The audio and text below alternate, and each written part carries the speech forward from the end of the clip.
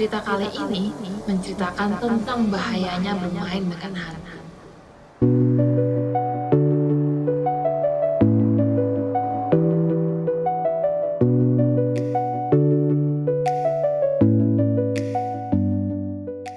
Di hari Senin, murid-murid di salah satu sekolah di Jepang baru saja memulai harinya.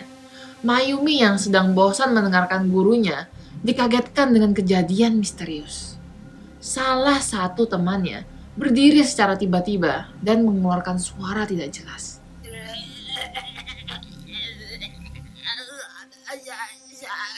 Walaupun dimarahi bagaimanapun oleh guru yang sedang mengajar, temannya tidak menghentikan tingkah laku yang aneh itu. Yang lebih seramnya, teman Mayumi tiba-tiba berlari dengan sangat cepat ke arah jendela dan melompat keluar. Seluruh kelas termasuk Mayumi teriak histeris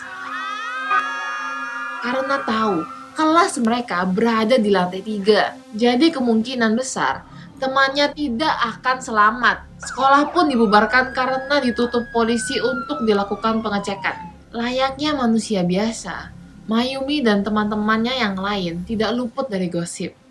Mereka mulai mencari tahu apa yang terjadi dengan temannya, Maeda, yang melompat dari kelas. Menurut pengakuan teman dekatnya, Aiko, mereka sedang membahas tentang satu permainan kuno memanggil arwah. Mungkin gara-gara permainan darumasan. Hah? Apaan itu? Terakhir kali, aku dan Maeda sedang mencari tahu kebenaran tentang arwah. Kami mencari di mana-mana dan akhirnya mendapatkan caranya dari sebuah buku kuno. Serius lu? Zaman sekarang kok masih percaya gituan?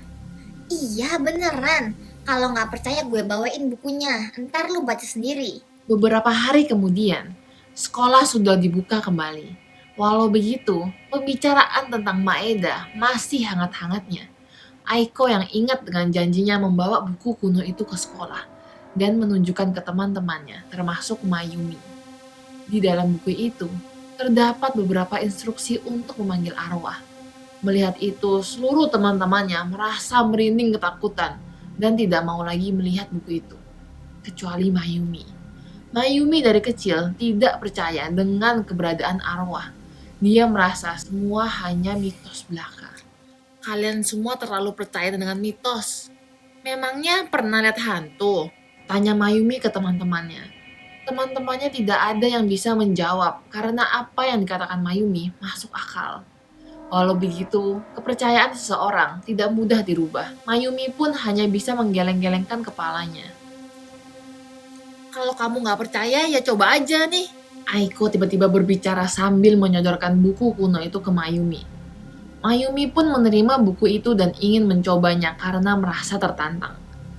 Malamnya di rumah, Mayumi yang sudah cukup hafal dengan instruksinya, mencoba untuk memanggil arwah. Pertama, sebelum tidur, buka semua bajumu dan pergi ke kamar mandi. Kedua, isi bak dengan air dan matikan lampu. Ketiga, duduk di tengah-tengah bak menghadap ke arah keran. Keempat, cuci rambut sambil mengulang-ulang mantra. Darumasan jatuh, darumasan jatuh, darumasan jatuh. Kelima, sambil mencuci rambut, bayangkan seorang wanita Jepang yang tergelincir di bak mandi dan jatuh ke keran. Kerannya menembus matanya dan membunuhnya. Keenam, terus mengulang mantra sampai selesai mencuci rambut. Ingat, mata terus tertutup. Darumasan jatuh. Sampai di sini, Mayumi tidak merasakan apa-apa. Darumasan jatuh. Dan dengan santai mencuci rambutnya. Jatuh. Tiba-tiba, Darumasan jatuh. Darumasan jatuh. Bulu kuduknya merinding dan dia mendengar ada suara percikan air di belakangnya. Mayumi pun mulai merasa seakan ada orang lain di kamar mandinya. Namanya juga cuci rambut ya, pasti airnya kemana-mana. Tetapi karena Mayumi cukup berani, dia berpikir positif dan melanjutkan instruksinya. Ketujuh, setelah selesai mencuci rambut, bilang, "Kenapa kamu jatuh di kamar mandi?" Kedelapan, tetap menutup mata, berdiri dan keluar dari bak dan kamar mandi. tutup pintu kamar mandi dan biarkan airnya sampai besok. Lalu tidur. Gak ada apa-apa. Mayumi tambah yakin bahwa arwah hanyalah mitos belaka karena tidak mengalami apa-apa. Besoknya, Mayumi berangkat sekolah seperti biasa. Di perjalanannya, Mayumi selalu merasa ada yang mengikutinya. Pertama, dia mengira ada orang jahat yang mengikutinya. Jadi Mayumi selalu melihat ke belakang untuk mengecek. Akan tetapi, Mayumi mengalami kejadian yang cukup aneh. Setiap kali dia melihat ke arah belakang, di ujung matanya seakan melihat seorang perempuan di kejauhan. Tapi begitu Mayumi berbalik, dia tidak melihat perempuan itu. Mayumi pun mengacuhkan hal itu dan langsung menuju ke sekolah. Di sekolah, dia mendatangi Aiko dan mengembalikan bukunya. Nih, Kamu beneran nyoba? iya, sudah semua instruksinya aku lakukan, tapi nggak ada apa-apa. Lo yakin gak ada apa-apa? Iya, cuman merinding dikit, habis itu nggak ada apa-apa. Ya gue tidur aja. Permainannya mulai pas kamu bangun, bukan malamnya.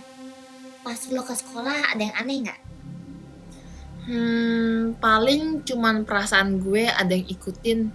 Terus dari tadi gue kayak lihat ada satu perempuan ini kayak muncul terus di ujung mata, tapi begitu balik nggak ada orangnya.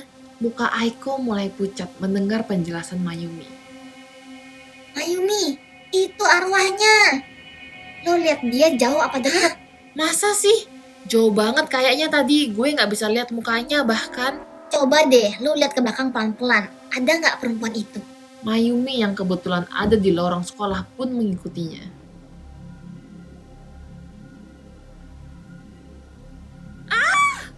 Ada nggak? Ada nggak? Iya, ada.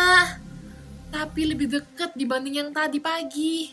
Mayumi mulai percaya karena merasa semua yang dialaminya tidak masuk akal. Gue harus ngapain nih? Jangan sampai ketangkep. Menurut aturan permainan, kalau dia berhasil pegang pundak lo, berarti lo kalah. Dia bisa bawa lo ke alamnya. Terus gimana jadinya? Karena ini permainan, lo harus kalahin dia. Iya, ya gimana caranya, Aiko? Begitu lo lihat dia, langsung ngomong kita. Sambil karate chop, kayak mau hancurin batu di karate. Gimana lihatnya? Dari tadi gue lihat ke belakang dia hilang. Gue gak tahu juga Mayumi. Mayumi seakan putus asa melihat hantu itu pelan-pelan mendekat tanpa bisa melakukan apa-apa. Sepanjang hari, Mayumi tidak bisa konsentrasi belajar karena selalu menoleh ke belakang. Semakin dekat, Mayumi semakin jelas melihat muka arwah tersebut, walaupun hanya sekilas. Yang paling mengerikan adalah sebelah mukanya dengan darah yang keluar dari lubang mata kanannya. Melihat itu membuat Mayumi makin ketakutan. Aiko, tolong gue, dia udah deket banget. Mayumi memohon Aiko sambil memegang pundak Aiko. Aduh, gue juga gak tahu harus ngapain. Tiba-tiba, Mayumi seakan menyadari sesuatu dan mendekat wajahnya ke wajah Aiko. Aiko yang takut melihat tingkah laku aneh Mayumi bertanya, Lo kenapa Mayumi?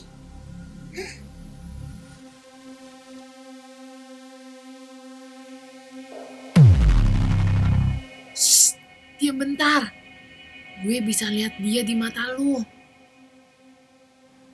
Mayumi pun berteriak dan melakukan karate chop sambil berteriak, "Ya, kita!" Tidak seperti biasanya. Kali ini Mayumi melihat jelas sosok arwah tersebut yang pelan-pelan berubah menjadi asap. Gue berhasil! Gue berhasil, Aiko! Mayumi yang sangat senang langsung memeluk Aiko. Lalu secara tiba-tiba dia melepaskan Aiko dan berbicara dengan muka serius. Aiko, mana buku itu? Ada di tasku. Ayo kita bakar biar nggak ada lagi yang jadi korban. Ayo. Aiko pun mulai menyetujuinya dan mereka berdua membakar buku tersebut.